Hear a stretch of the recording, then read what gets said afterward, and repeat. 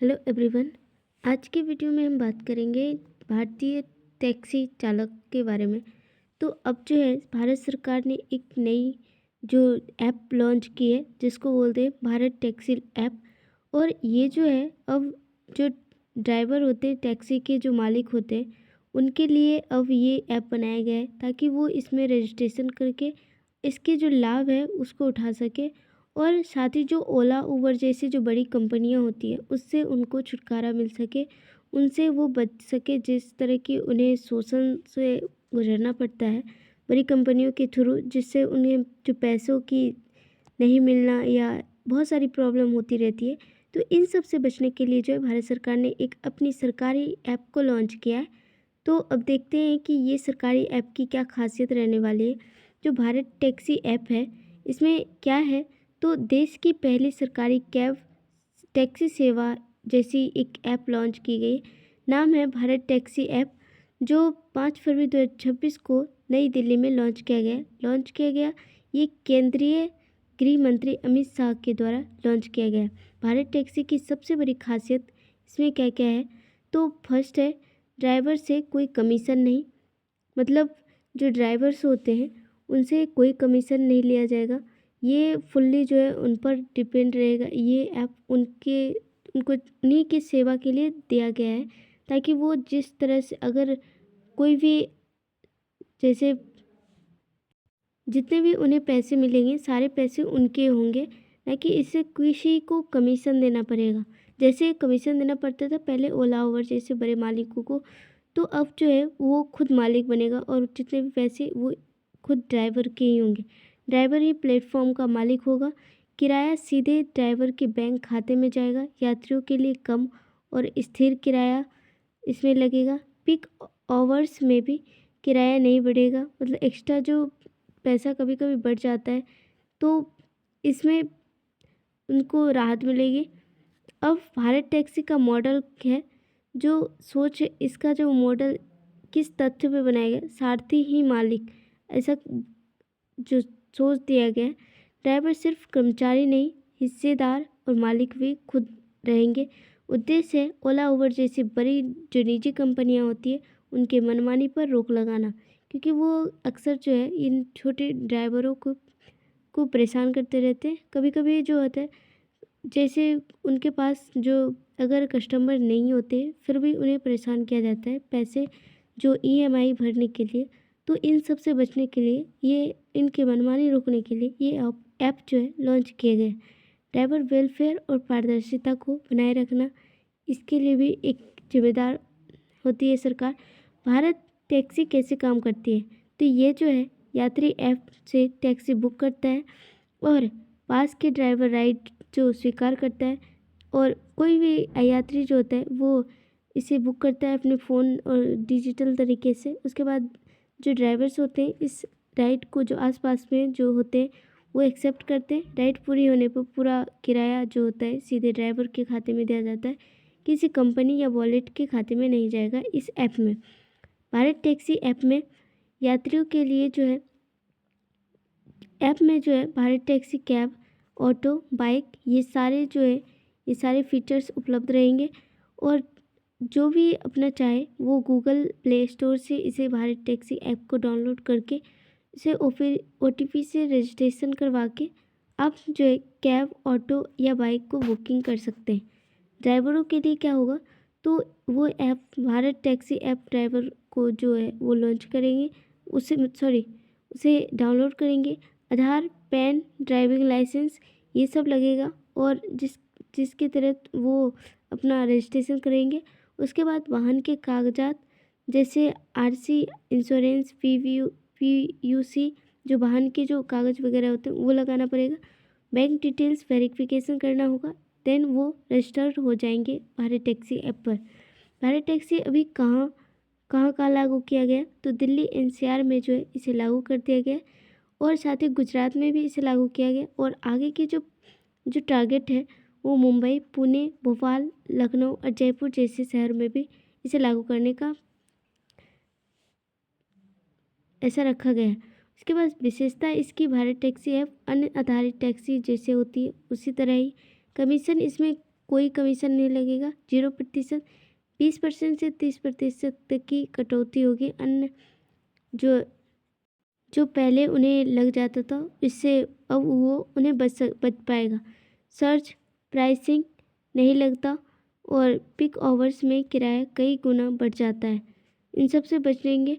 और ड्राइवर की जो स्थिति है, को ओनर शेयर धारक मतलब एक मालिक की तरह होंगे और कॉन्ट्रैक्ट वर्कर सिर्फ कर्मचारी की तरह वो देखे जाएंगे। और डेली एक्सेस फ़ी जो है 30 रुपये फ्लैट निश्चित शुल्क है। प्रतिशत के आधार पर हर ट्रिप से कटौती की जा सकती है। किराया निर्धारण नियंत्रित और पारदर्शी डिमांड से प्रभावित नहीं होगी। एल्गोरिदम आधारित जो है इसे डिमांड बढ़ने पर अधिक किया जा सकता है। अगर जो मतलब डिमांड के हिसाब से इसे फुलफ़िल किया जाएगा, जैसा डिमांड रहेगी वैसा इसको प्रोवाइड किया जा सकता है इस सर्विस को। मुनाफे का हकदार जो है सीधे ड्राइवर होंगे।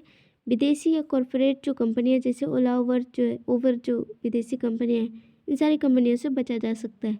मॉडल का आधार जो होगा ड्राइवर वेलफेयर और पारदर्शिता, जो ड्राइवर के लिए फ़ायदे के लिए, कल्याण के लिए और पारदर्शिता लाने के लिए उनके बीच कॉरपोरेट प्रॉफिट और एल्गोरिदम इनको अपनाया जाएगा। महिलाओं के लिए क्या खास रहने वाली है, तो बाइक दीदी और महिला सारथी योजना भी इसमें इंक्लूड किया गया है, जिसमें बाइक दीदी मतलब अब तक 150 प्लस महिला जो बाइक ड्राइवर से जुड़ी है। 2030 तक ये जो टारगेट रखा गया है, 15,000 महिलाओं को फ्री ट्रेनिंग का लक्ष्य रखा गया। महिलाओं को भी 0 कमीशन का लाभ मिलेगा। मतलब महिलाओं को जो है ड्राइवर दीदी, बाइक दीदी बनाए जाएंगे, जिसमें उन्हें बाइक का सिखा चलाने का फ्री ट्रेनिंग दिया जाएगा। जो इच्छुक महिलाएं होंगी वो इसमें जो है इसमें आ सकती हैं वो। और अभी तक जो है फाइनल 150 तक इसमें रजिस्टर हो चुकी हैं। सेफ्टी फीचर्स भी दिए जाएंगे इस ऐप में। Driver verification, digital trip record, वो कितने ट्रिप लगाते हैं पूरे दिन में, पूरे मंथ में, इन सब का जो है रिकॉर्ड रहेगा इस ऐप में। लाइव ट्रिप ट्रैकिंग भी होगी, जैसे वो कहाँ पर कहाँ जा रहे हैं तो इसकी लाइव ट्रैक किया जाएगा। इमरजेंसी सपोर्ट सिस्टम, कहीं पर कोई प्रॉब्लम होती है रास्ते में तो इसके लिए इमरजेंसी सपोर्ट भी दिया जाएगा। शिकायत का समाधान ऐसे ऐप के हेल्प सपोर्ट सेक्शन में होगा और राइट डिटेल्स के साथ शिकायत कर सकते हैं। ड्राइवर मालिक होने से जवाबदेही ज़्यादा होगा, क्योंकि पहले जो मालिक हुआ करता था वो ओला उबर जैसे बड़े कंपनियों के मालिक होते थे। तो ड्राइवर जो होता था वो अपनी जितनी भी गलतियां का जो जिम्मेदार ही था वो अपने मालिक पे छोड़ देता था। अब जो है अब ड्राइवर ही खुद ही मालिक होगा उस गाड़ी का, तो अब इससे जो है जिम्मेदारी और बढ़ जाएगी। अब तक के आंकड़े की बात करें तो अब तक जो है इस ऐप में लगभग 10,000 प्लस राइड्स रजिस्टर्ड हो चुके हैं। 5 लाख प्लस यूजर्स इनमें आ चुके हैं। 1 लाख प्लस जो है ड्राइवर आ चुके हैं और ड्राइवरों को 10 करोड़ प्लस भुगतान भी किया जा चुका है। ऐसी सेवाएं दिल्ली, एनसीआर और गुजरात में इसे लागू कर दिया गया है। सबसे बड़ा सवाल अब ये होता है कि जो ड्राइवर जो है जो निजी कंपनियों से जुड़े हुए हैं, मतलब ड्राइवर कंपनी से गाड़ी किराए पर लेकर जो चला रहे हैं, जिसके पास अपना, अब इस ऐप में ये है कि जिनके पास अपना गाड़ी है वो इसमें रजिस्टर कर लेंगे और अब सरकार के द्वारा चलेंगे। लेकिन ऐसे ड्राइवर का क्या, जो किराए पर गाड़ी लेके चला रहे हैं, तो ओला उबर जैसे प्लेटफॉर्म पर जो ड्राइवर कंपनी या फाइनेंसर से गाड़ी पर किराए पर ले रखे हैं, रोज़ का फिक्स किराया या ईएमआई या रेंट देना पड़ता है उन्हें, तो उनके लिए विकल्प है कि फर्स्ट कि किराए की गाड़ी चलाते रहना, मतलब मालिक अगर उनको अनुमति देता है तो वो गाड़ी को भाड़े टैक्सी पर चला सकते हैं, लेकिन गाड़ी का किराया या ईएमआई डॉक्टर जो ड्राइवर है उसे खुद पे करना होगा। मतलब अगर उसके मालिक का अगर अनुमति हो तो वो इस पर रजिस्टर कर ले और उनको जो है इस ऐप के हिसाब से जितनी राइड करेंगे, जितनी वो यात्री को बैठाएंगे, उस हिसाब से उन्हें पे कर दिया जाएगा। अब ईएमआई जो उन्हें भरना है अपने मालिक को, तो वो खुद अपने से खुद से उन्हें भरना होगा। अब विकल्प सेकेंड है सरकारी या सहकारी जो मॉडल की संभावनाएं। सरकार क्या करेगी कि इन जो जो जो किराए पर लेके चला रहे हैं उनके लिए सस्ती ईएमआई उपलब्ध कराए, और ताकि वो खुद का गाड़ी ले सके, और ड्राइवर को गाड़ी का मालिक बनाने की योजना। जैसे कुछ योजना भी सरकार ने चलाई थी कि उन्हें कुछ सब्सिडी देकर, ताकि वो इस तरह की टैक्सी वो खुद खरीद ले, या फिर सस्ती ईएमआई देकर वो इस योजना का लाभ लेकर वो सस्ते दामों में टैक्सी खरीदे और उसका मालिक वो खुद बने। उसके बाद सरकारी फाइनेंस स्कीम जैसी जो स्कीम है ये भी उस पर लागू कर सकती है, कुछ फाइनेंशियल सपोर्ट दिया जाता है। तो ये सब जो है अभी सभी राज्यों में अभी लागू नहीं किया गया। कितनी कंपनियां हैं कुल, तो अभी भारत में जो जितनी निजी कंपनियां हैं तो उसमें ओला उबर ये उबर जो कंपनी है ये इंटरनेशनल कंपनियां हैं जो फ्रांस और अमेरिका जैसे देशों में भी ये चलाती है। तो उसके बाद भारत टैक्सी जो अभी लॉन्च किया गया है भारत के द्वारा। उसके बाद रैपिडो भी है। कुछ मध्यम जैसे कैब्स, मेगा कैब्स, सखा कैब्स और यात्री साथी हजारों जैसे छोटे छोटे जो सर्विस होते हैं वो देते रहते हैं। उसके बाद अन्य देशों की नियम की बात करें तो यूएसए में जो है, यूएसए में कानून और यूनियन।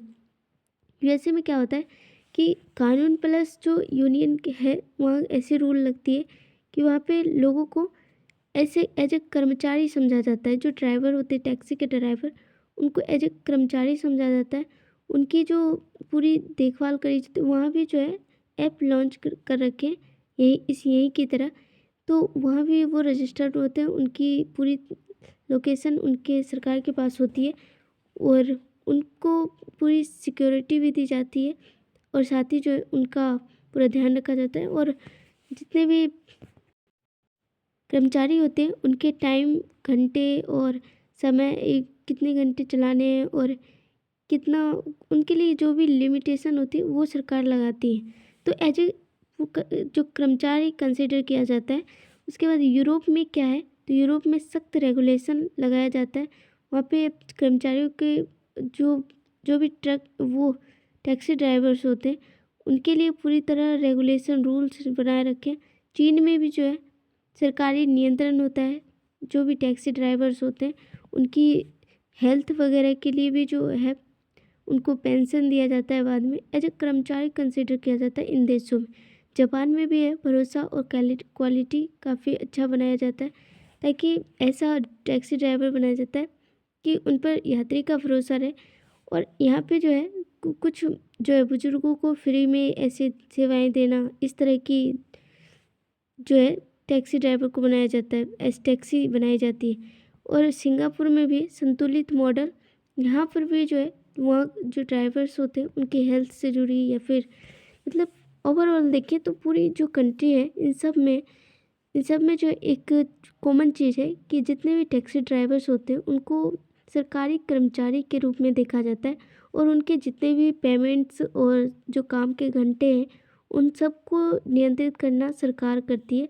तो इस तरह से, और उनकी जो सुरक्षा है उनका भी ध्यान रखना, उनको बाद में अगर नहीं चला पा रहे हैं तो उनको बाद में जो वृद्ध अवस्था में उनको पेंशन देना, इस तरह की जो काम है इन सारे देशों में देखा गया है।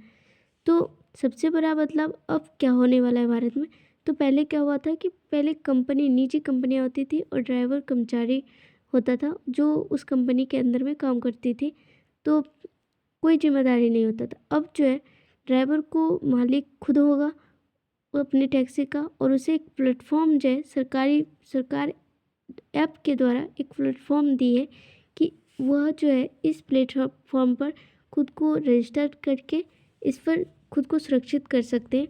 तो अब ये सरकारी कहलाएंगे। तो अन्य देश की तुलना में तो अभी नहीं कह सकते कि सारे देशों के जैसा ही है, बट ये कह सकते हैं कि सरकार ने जस्ट एक प्लेटफॉर्म दी है ताकि वो इस पर सारे जो कर्मचारी हैं जितने भी टैक्सी ड्राइवर्स हैं वो इस पे आ सके, और ताकि उनके रिकॉर्ड को रखा जा सके। और यही थी आज की हमारी न्यूज़। आई होप आपको समझ में आएगी। Thank you.